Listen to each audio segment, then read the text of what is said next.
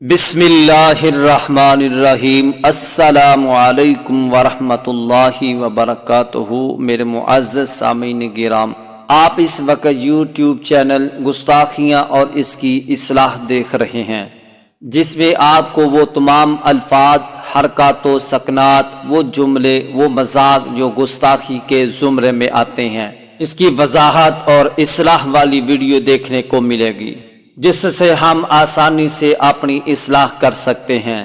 میرے دوستو، آج میں آپ کو ایک ایسی گستاخی کے بارے میں بتانا چاہتا ہوں جو ہمارے معاشرے میں اس کو گستاخی تصور نہیں کیا جاتا، حتیٰ کہ کلمہ گو مسلمان بھی اس گستاخی کو گستاخی تصور ہی نہیں کرتے۔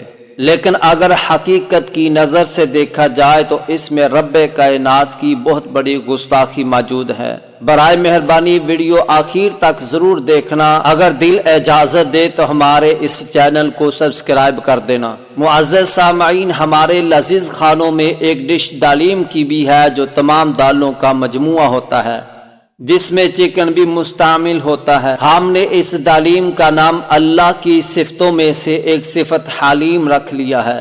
جب ہم اس ڈش کو کھاتے ہیں، جب ناپسند ہوتی ہے تو ہم کہتے ہیں کہ اس میں نمک کم تھا، اس کو سیک زیادہ لگ گیا، اس میں بدبو آ رہی ہے، اس میں مرچیں زیادہ ہیں اور یہ لذیذ نہیں ہے، وغیرہ وغیرہ۔ میرے عزیز بھائیو، حلیم کا معنی بردبار، حوصلے والا، اپنے جوش و غضب پر مکمل قابو پانے والا ہے، جو صبر و تحمل والا ہے۔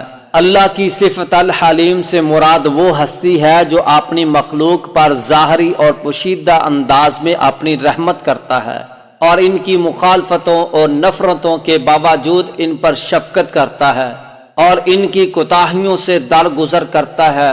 اللہ کی اسی صفت حلیم انسانوں کے لیے بہت بڑی نعمت ہے۔ میرے عزیز، اللہ کی اس صفت کا احترام کیا جائے، اس ڈش کا نام حلیم کی بجائے دلیم رکھا جائے، تاکہ ہم بہت بڑی اللہ کی گستاخی سے بچ جائیں۔ اگر ویڈیو پسند آئے تو اس کو پوری دنیا میں شیئر بھی کیجیے اور ثواب کی نیت سے لائک بھی کر دینا۔ شکریہ۔